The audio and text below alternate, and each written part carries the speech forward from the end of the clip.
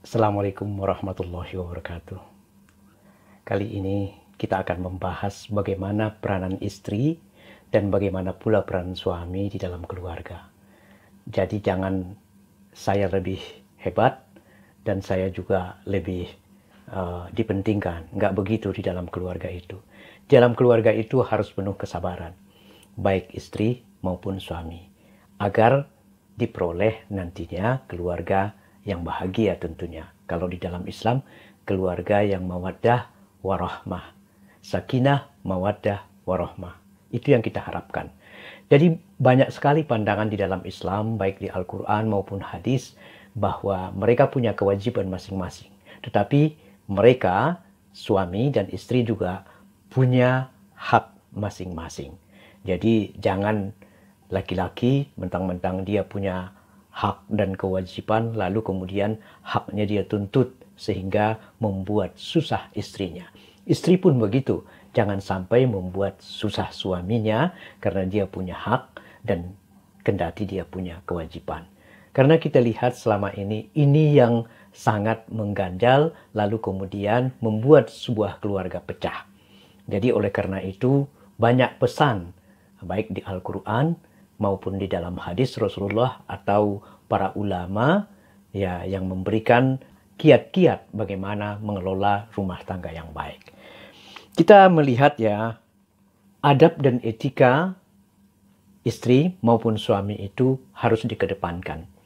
Itu yang dikemukakan oleh Imam Al-Ghazali berjudul Al-Adab Fid Din dalam Majmu' Rasail Al-Imam Al-Ghazali. Dia mengatakan bahwa hendaklah seorang istri selalu merasa malu meski bukan lagi pengantin baru. Istri hendaknya tetap mempertahankan rasa malu kepada suami, tentunya rasa malu ini dalam arti posesif, seperti malu saat bau badannya. Ini kan ringan sekali yang digambarkan oleh Imam Al-Ghazali ini. Bau badan saja dipersoalkan di dalam keluarga. Jangankan bau badan.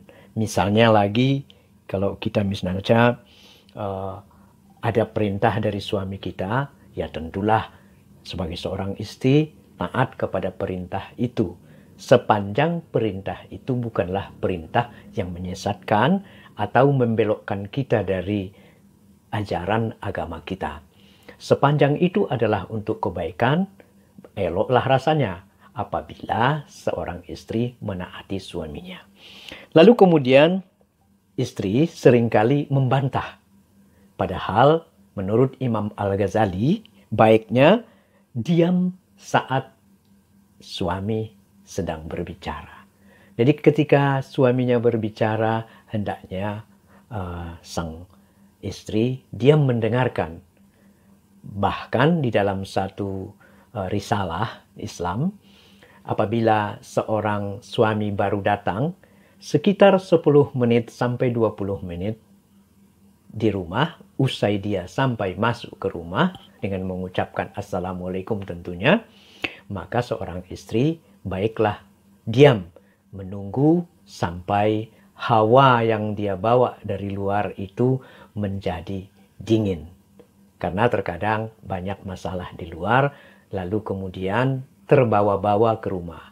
Seorang suami pun tentu harus menjaga hal itu.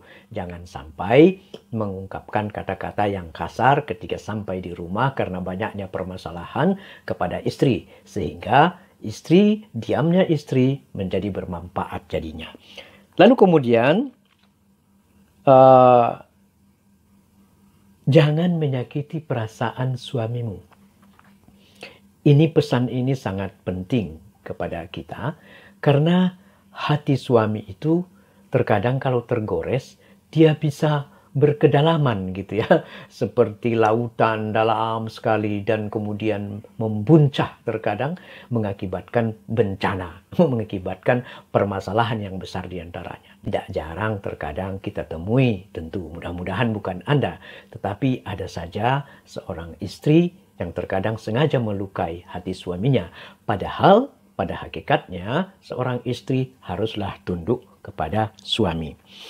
Di dalam firman Allah, dalam Quran surat An-Nisa ayat 34, biar wanita tahu, ya, biar para istri tahu, sebenarnya Allah berfirman, saya bacakan artinya, A'udzubillahi minasyaitonirrajim, kaum laki-laki itu adalah pemimpin bagi kaum perempuan. Oleh karena Allah telah melebihkan sebagian mereka laki-laki atas sebagian yang lain perempuan. Jadi bukan berarti ini sebuah dominasi, tetapi dalam hal karena laki-laki telah menafkahkan sebagian harta mereka kepada istri dan anak-anaknya tentunya di dalam keluarga. Jadi oleh karena itu elok pula lah rasanya mendamaikan hati suami. Jangan sampai suami berkata kasar, jangan sampai apalagi main tangan, ya. Seorang suami juga dilarang untuk itu. Lalu lanjutannya, sebab itu maka perempuan yang salihah, ya, didengarkan, ialah yang taat kepada Allah, lagi memelihara diri ketika suaminya tidak ada di dalam rumahnya. Oleh karena Allah telah memelihara mereka. Perempuan-perempuan yang kamu khawatirkan nuzusnya, maka nasihatilah mereka. Ya, para suami, ini nasihat kepada para suami. Kalau kamu sudah merasa ada sedikit ganjalan yang tadi itu, ya, maka nasihatilah mereka dan pisahkan mereka di tempat tidur mereka dan pukullah mereka. Memukul mereka bukan dengan kasar. Jadi seorang laki walaupun kokoh dan kuat tidak boleh kasar kepada istri. Walaupun begitu. Tapi seorang istri juga harus menghargai suaminya. Kemudian jika mereka menaatimu, maka janganlah kamu mencari-cari jalan untuk menyusahkannya. Sesungguhnya Allah Maha Tinggi lagi Maha Besar. Quran Surat An-Nisa ayat 34. Jadi jangan sampai menyusahkan hati istri.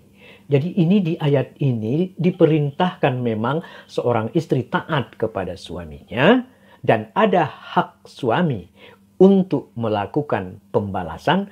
Tetapi ingat, Allah pun mengingatkan para suami agar jangan sampai menyusahkan hati wanita. Kita ini seringkali lelaki ini menyusahkan hati wanita, menyusahkan hati istri kita.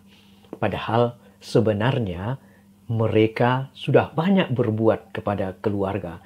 Mulai dari pagi mereka melakukan pekerjaan sampai malam hari. Dan bahkan malam hari kita mengganggu mereka lagi dengan hal-hal yang macam-macam di dalam keluarga itu. Oleh karena itu, wahai para suami, janganlah sampai menyusahkan hati istri. Tetapi para istri juga, mentang-mentang dia punya hak, tapi tadi Imam Ghazali mengatakan bahwa jangan sampai membentak suamimu, jangan sampai menyusahkan suamimu, jangan sampai memotong pembicaraan suamimu, dan jangan sampai memberikan ia hal-hal yang sampai memberatkan hatinya. Itu kewajiban. Sehingga antara wanita atau istri dengan suami di dalam keluarga, dua-duanya memiliki peran yang baik. Harus seperti di dalam surat Al-Baqarah ayat 228. Allah berfirman, A'udzubillahi minasyaitonirrajim. Bismillahirrahmanirrahim. Dan para wanita mempunyai hak yang seimbang dengan kewajibannya menurut cara yang ma'ruf. Akan tetapi para suami mempunyai satu tingkatan kelebihan daripada istri. Dan Allah Maha Perkasa lagi Maha Bijaksana.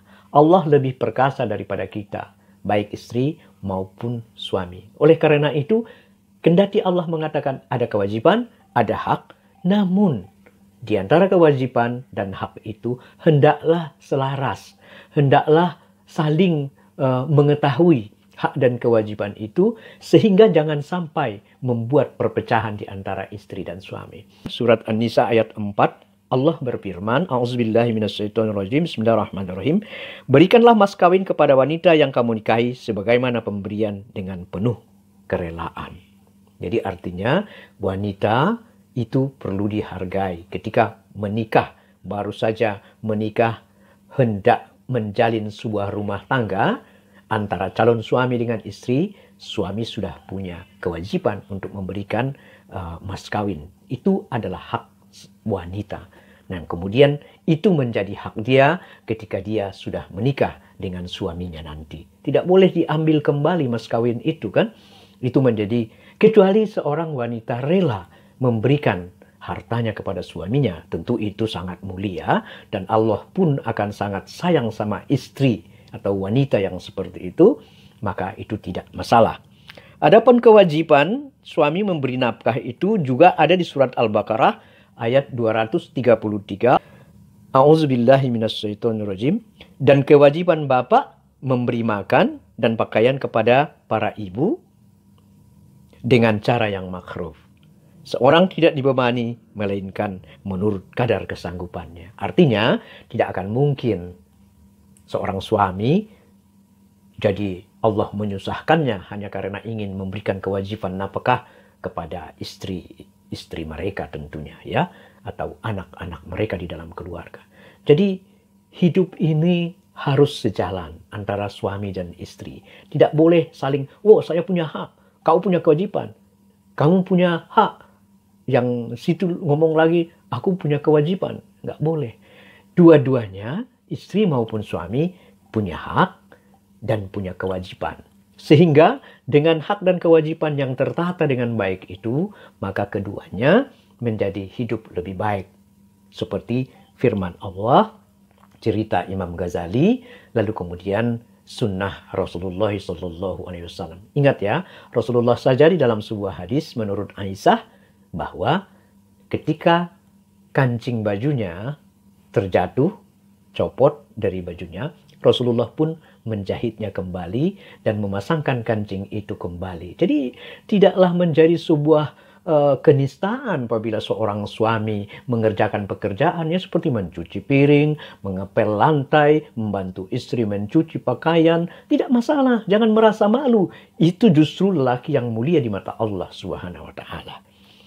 Ya itulah kira-kira ya dalam surat An-Nisa ayat 19 juga Allah berfirman yang artinya Bismillahirrahmanirrahim, dan gaulilah dengan mereka secara patut. Ya, kemudian bila kamu tidak menyukai mereka, bersabarlah karena mungkin kamu tidak menyukai sesuatu padahal Allah menjadikan padanya kebaikan yang banyak. Jadi di dalam berkeluarga itu kan terkadang ada turun naik juga. Seperti iman juga. Turun naik. Terkadang ada yang saling suka, ada yang saling emoh gitu ya. Jangan seperti itu. Dan jika ingin bergaul dengan mereka, bergaul apa saja. Jangan kalian menyenggak-nyenggak mereka. Mentang-mentang wanita dikatakan sebagai orang yang lemah, lalu kemudian kita memperlakukan mereka secara tidak adil dan memperlakukan mereka secara tidak baik. Itu tidak boleh tentunya. Perlakukanlah wanita dengan baik dan para istri perlakukan pula suami dengan baik. Maka akan dapat di dalam sebuah rumah tangga suami dan istri yang memang benar-benar ingin menjalin rumah tangga yang sakinah, mawaddah, warahmah. Dan Allah akan merahmati mereka, mencukupkan seluruh kebutuhan mereka, memberikan mereka rezeki, memberikan kemuliaan. Apalagi yang kita harapkan jika itu sudah diberikan oleh Allah. Tentu itulah harapan kita. Dan pada akhirnya kita ingin semua masuk surga. Karena suami istri yang baik itu, insya Allah, Allah akan memberikan jalan kepada jalan kebaikan. Dan mereka pun dituntun oleh Allah. Bersama Rasulullah nanti masuk ke Jannatun Naim. Itulah yang kita harapkan. Terima kasih. Assalamualaikum warahmatullahi wabarakatuh.